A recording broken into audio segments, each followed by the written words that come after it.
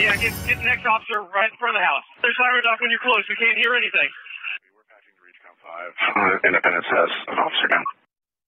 Thank you for joining us tonight. I'm Brad Stevens. And I'm Carolyn Long. A local police officer is in the hospital tonight after a shootout with a suspect. You just heard the audio of the moments police found out the officer had been hit. Tonight, we have team coverage from where this happened, beginning with our Abby Dodge. So, Abby, this drew a large police response today.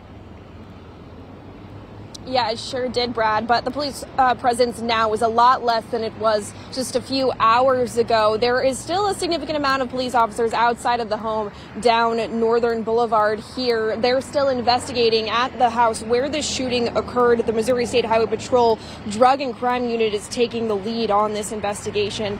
At this morning's media briefing, we learned more about why this police-involved shooting occurred. Troopers say the officers responded to a call around 11:30. There was a tip involved that a person in the area was potentially wanted.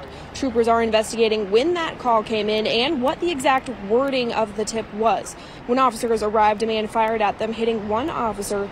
The other officer shot at the suspect, killing him. Troopers couldn't tell us where the officer was shot. Sergeant Andy Bell with Missouri State Highway Patrol says any loss of life is tough for officers and the community. We all know that life is precious and we take a lot of things for granted, and officers are called to respond to a various amount of calls, whether it's check the welfare, right? Maybe someone's not feeling well and hasn't been heard from for several days, and you knock on that door, you just don't know what's on the other side of that door. Missouri State Highway Patrol says that this investigation will take weeks and possibly even months for them to conclude. We'll make sure to update you as soon as we know more. Live in Independence, Abby Dodge, KCTV5 News. Thanks, Abby. KCTV5's Leslie Aguilar spoke with people who were in the area when this happened. She continues our team coverage. Now, Leslie, were bystanders in any danger today? Brad, that's hard to say. The shooting happened in a residential area, but very, very close to busy 23rd Street here. So it definitely caused quite a chaotic scene out here today. Employees at the Central Bank say they heard what they thought were firecrackers, but then were very soon surrounded by law enforcement and fielding calls from clients asking if they'd been robbed. They had not been. The encounter with law enforcement happened behind their business a ways, and the shooting put a halt on a lot of traffic, and law enforcement flooded this scene. Roadblocks went up really quickly.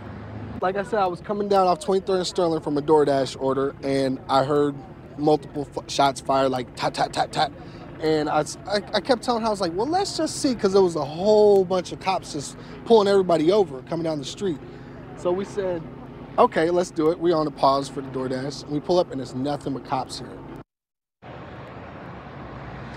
Now, people in this area say that they aren't surprised that there was this conflict here. They say that they're used to crime, most of it drug-related, but they are surprised that an officer was shot and that a suspect was killed in broad daylight. Reporting live in Independence, Leslie Aguilar, KCTV5 News. Thanks, Leslie. And this is a developing story, and we do want to reiterate this officer is alive.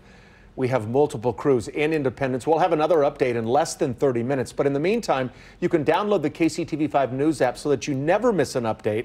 Our app users are the first to know about breaking news situations just like this.